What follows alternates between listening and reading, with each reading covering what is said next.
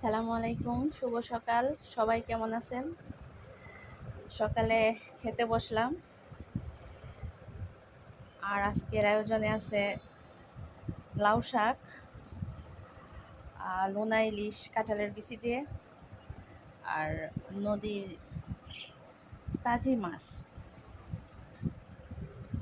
সাদা ভাত। এই